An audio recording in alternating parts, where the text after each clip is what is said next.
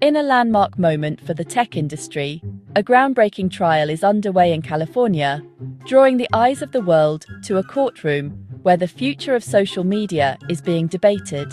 At the center of this legal storm are three of the biggest names in technology: Meta, TikTok, and YouTube, now thrust into the spotlight as they face allegations that could change the way we interact online. These tech giants stand accused of intentionally designing their platforms to be irresistibly addictive, especially for young people. Critics argue that features like infinite scrolling, algorithm-driven content, and push notifications are not just clever design.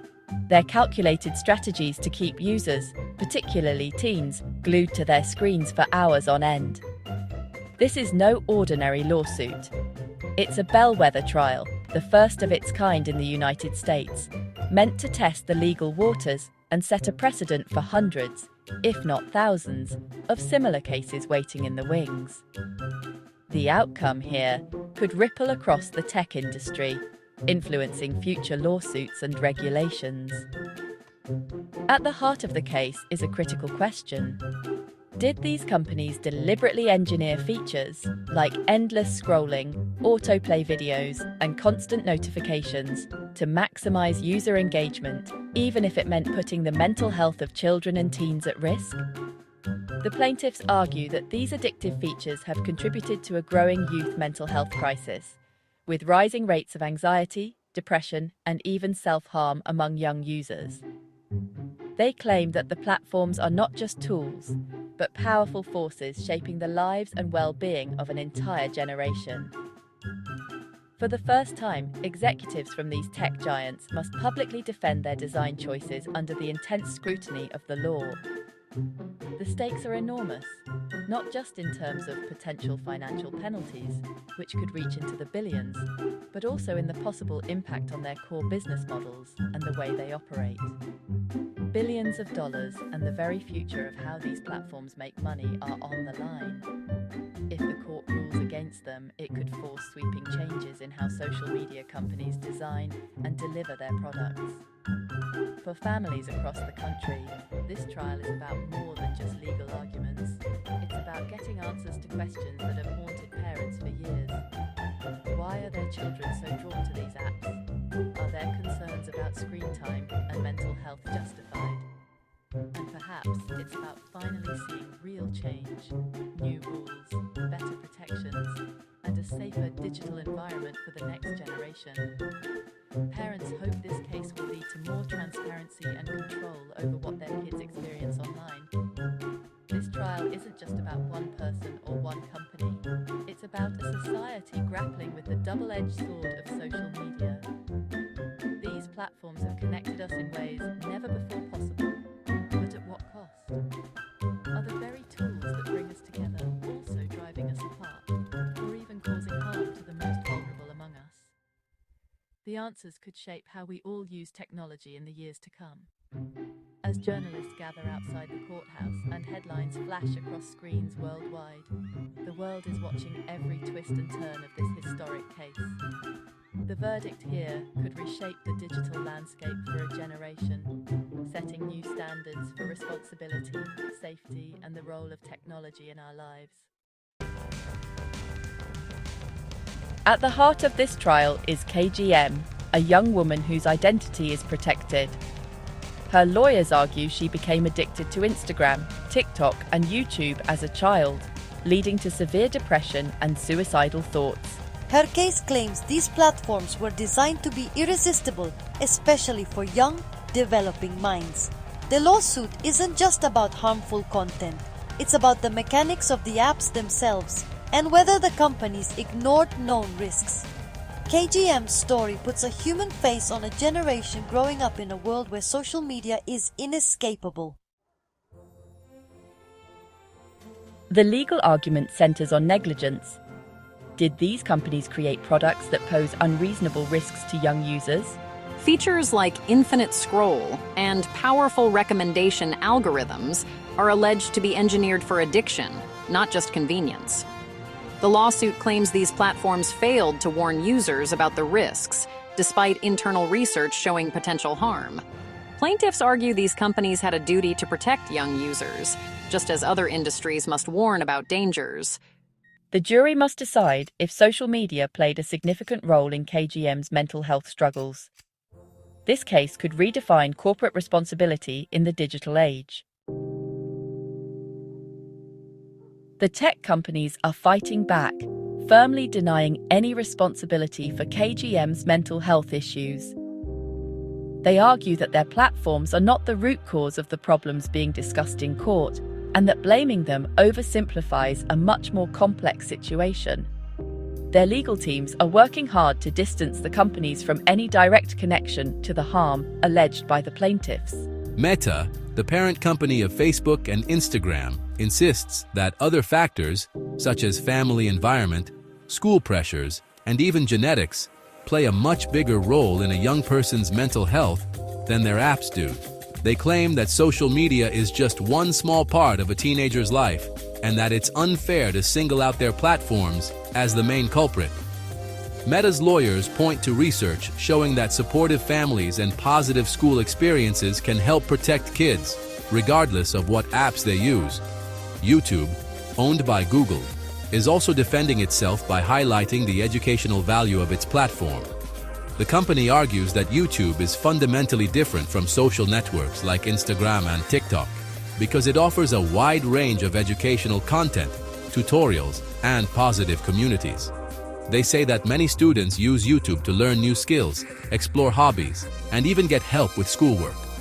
By emphasizing these benefits, YouTube hopes to show the jury that its platform can be a force for good, not just a source of harm. TikTok, meanwhile, is expected to focus on the idea of personal responsibility. Their legal team argues that users, and especially parents, have the power to control how much time is spent on the app and what kind of content is viewed.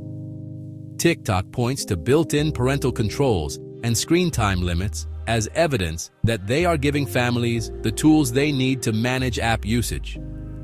They claim that, ultimately, it's up to individuals and families to make healthy choices about technology. Snap, the company behind Snapchat, chose a different path by settling out of court. This move suggests that some tech companies would rather resolve these disputes quietly, away from the spotlight and the risk of a public trial.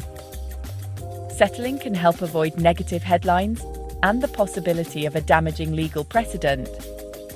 As the trial unfolds, Meta, TikTok, and YouTube are all betting that they can convince the jury their platforms are simply tools, neutral technologies that can be used for good or bad, depending on the user. They argue that blaming the platforms themselves ignores the bigger picture and the many positive ways people use their services every day. The outcome of this case could set a powerful precedent, shaping how future lawsuits against tech companies are handled. It may influence not just these companies, but the entire tech industry, as courts and lawmakers decide where to draw the line between personal responsibility and corporate accountability. Under pressure, tech companies have introduced new safety features to show they're addressing youth well-being. Meta, TikTok, and YouTube now offer parental controls, screen time limits, and privacy settings for teens. TikTok's family pairing and YouTube Kids are designed to give parents more oversight. These companies argue these tools prove they're acting responsibly. Whether these measures are enough is a key question in the trial. The battle extends beyond the courtroom. Tech giants are working hard to win public trust. Meta sponsors parent workshops. TikTok runs kindness campaigns. And Google partners with the Girl Scouts to teach online safety. These efforts aim to position the companies as allies, not adversaries, in the fight for digital well-being. By partnering with trusted organizations, they hope to show they're listening to families' concerns. But critics say these PR moves are also about shaping the narrative in their favor. Legal experts see this as a test case with huge implications for the tech industry. For the first time, a jury will decide if social media design can be blamed for user harm. The plaintiff must prove a direct link between app features and K.G.M's mental health struggles. The defense will argue correlation isn't causation, and that personal responsibility matters. YouTube's attempt to separate itself from social media could set a new legal distinction. Snap's settlement adds intrigue. Why settle if you can win? The verdict could open the floodgates for lawsuits or shut them down entirely. For parents, this trial is personal, a reflection of their daily struggles with kids and screens. Many feel overwhelmed by conflicting messages from experts and tech companies. Parental controls often fall short, and the real issue is the emotional impact of social media. Parents worry about social comparison, cyberbullying, and the pressure to keep up. What families want most is clarity and accountability from tech companies. For many, this case is about forcing change, not just winning damages. Whatever the verdict, this trial will have lasting effects on society and technology. The issues at stake go far beyond the courtroom walls, touching the lives of millions who interact with digital platforms every day. As we await the outcome, it's clear that the questions raised here will echo for years, influencing how we think about responsibility, innovation, and safety in the digital age. A win for the plaintiff could force tech companies to redesign their platforms and warn users about risks.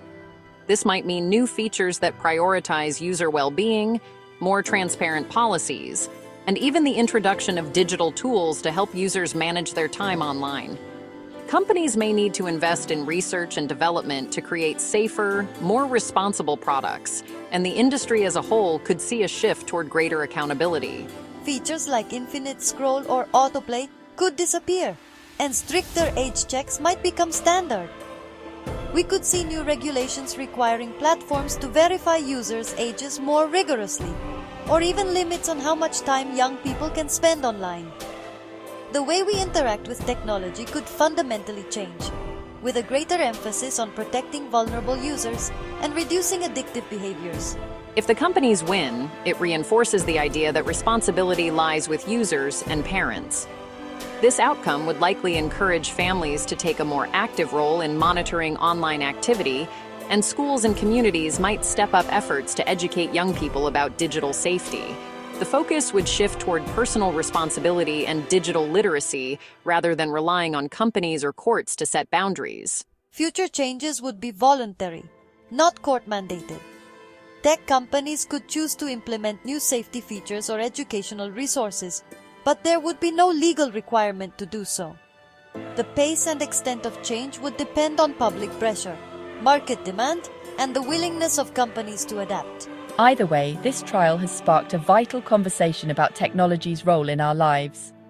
It's brought attention to the challenges and opportunities of living in a digital world and encouraged people from all walks of life to think critically about the impact of technology on our well-being. It's making us rethink how we use these platforms and how we protect the next generation. As families, educators, and lawmakers grapple with these questions, the choices we make now will influence the habits and safety of young people for years to come. The legacy of this case will shape the digital world for years to come. Whether through new laws, industry standards, or cultural shifts, the decisions made today will help define the future of technology and its place in our society.